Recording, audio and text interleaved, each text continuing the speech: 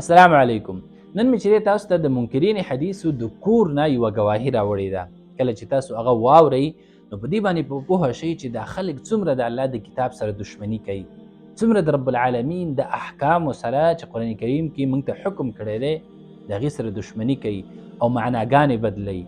کله چې یو انسان هغه د رب العالمین د کتاب د شرح نه انکار وکړي چې هغه سنت د رسول الله صلی الله علیه وسلم دی، احادیث د رسول الله صلی الله علیه وسلم دی، نو هغوی سره چې د خواهش پرستۍ نه او په قرآن کې د یهودو په شان د تحریف نه بله لار نه وي، بلکې خپل خواهش پسې رواني. او دا خبره به چې تاسو ته دا کلیپ ثابته کړي. راځئ اول چې دا کلیپ اورو او هغې نه وروسته چې د دوی دا دعوه قرآن کریم ته پیش کوو. د منکرین صلات د قرآن سره څه کوي؟ کلواړ کوي. حالان کې په یو د عربي په لغت کې د صلات معنی نظام نه ده راغلی. نظام په خپله د عربۍ ټکی دی، نون زوا میم د هغې سی حرفي ماده ده، او په سابق قرآن کې د دې سی حرفي ماده د نون زوا میم نه یو ټکی هم نه دی راغلی، یو لفظ نه دی راغلی، یو ټکی. او نه په عربي لغت کې د صلات معنی نظام یا د نظام معنی صلات. د نظام د پاره قرآن کې لفظ راغلی دی، قانون د پاره د نظام د پاره راغلی الدین، دین، قانون، نظام، طریق زندگی، نظام حیات، وے آف لائف، دین. ٹھیک ده؟ نو دوی په قرآن کې نماز نشته، مونځ نشته، نو ته سوال وکړې په قرآن کې ماته د نظام دا ټکی وښایه. نون زوامیم د مادې نه بغیر سر نه ټکی نشته. و اقام الصلاة او د قایمولو د صلاتو، که زه اوس هم د قایمولو د صلاتو تاسو پرې نه پوهېږئ نه مراد مونځ دی، مونځ دی ته مراد. زما ډېرو محترمو ورونو، دا خبره چې دی واضحه شوه چې د مونځ معنا هغه نظام کله هم نه دی، او د نظام معنا چې ده هغه مونځ نه دی، نه په قرآن کې، نه په لغت عربی کې، او په قرآن کریم کې یو ځل هم چې دی د نظام لفظ نه دی راغلی. او حالان کې دا دواړه الفاظ چې دی هغه عربي دي، نظام هم د عربی لفظ دی او صلات چې دی هغه هم د عربی لفظ دی. د خلکو چې دی د رسول الله صلی الله علیه وسلم د احادیثو د دشمنۍ نه بعد چې دی د رب العالمین د کتاب سره هم دشمني کوي، او په هغې کې چې دی د یهودو په شانتې معناګانې بدلی.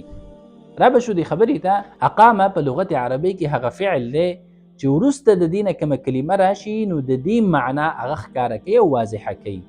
لکه دا مثال واخله، موږ په عربي کې وایو اقام الجدار، دیوال یې جوړ که. دغه رنګې موږ وایو اقام العدل، عدل یې تطبیق که. نو په اولنۍ کې چې دی د اقامه معنا جوړ کول رال، ځکه وروسته چې کومه کلمه راله نو هغې د اقامه معنا ظاهره کړه، او په دې دویمه جمله کې موږ د تطبیق معنا واغستله. یو اقامه دی. دغه رنګې موږ وایو اقام الصلاة، مونځ ادا که.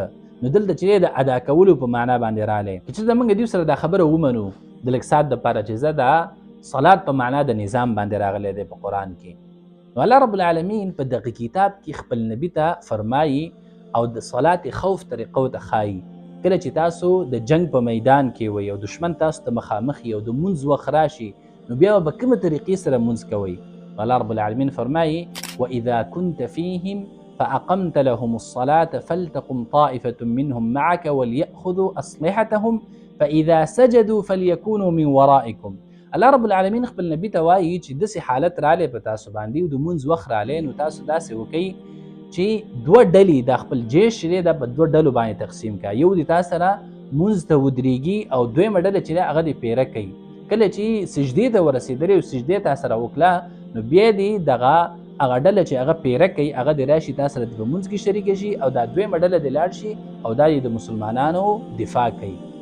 نو که چېرته موږ دلته د صلات معنا په نظام سره والو، نو په نظام کې د سجدې لګولو څه ضرورت دی؟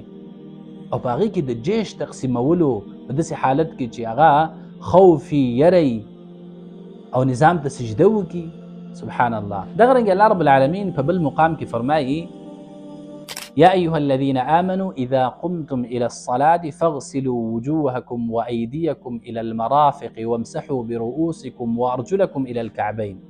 الله رب العالمین دلته مؤمنانو ته فرمایي چې کله تاسو مونځ ته ودرېږئ نو مخکې د دې نه چې دی تاسو طهارت خپل کوئ اودس وکئ او دا طریقه ورته ښایي.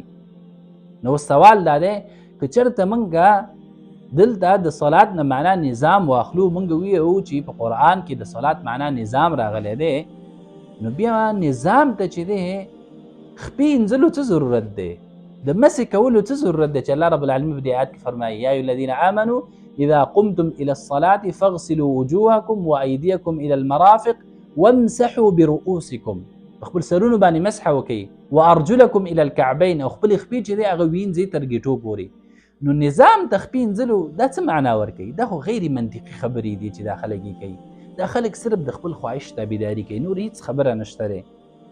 دیو د رسول الله صلی الله علیه وسلم سره دشمنی کوي، د هغې د رسالت سره، د هغې د شرح او بیان سره، او په دې دشمنۍ سره چې دی د قرآن د آیاتونو تحریف کوي او د هغې معناګانې بدلوي، زبردستي کوي. زما ډېرو محترم ورونو، دا هغه خلک دي چې دوی غواړي شریعت هغه مکمل معطل کړي، د منځونو نه انکار، د روژې نه انکار، د حج نه انکار، د زکات نه انکار، او کوشش کوي چې په دې سره نوې معناګانې وکړي او د الله په کتاب کې د یهودو په شان تحریف وکړي او دا کم احکام چې دي او عبادات چې دي دا مکمل چې دی معطل کړي او خلکو ته وښایي چې دا تاسو چې څه کوئ دا دین نه دی، بلکې دغه احکام د دین ډېره لویه برخه ده.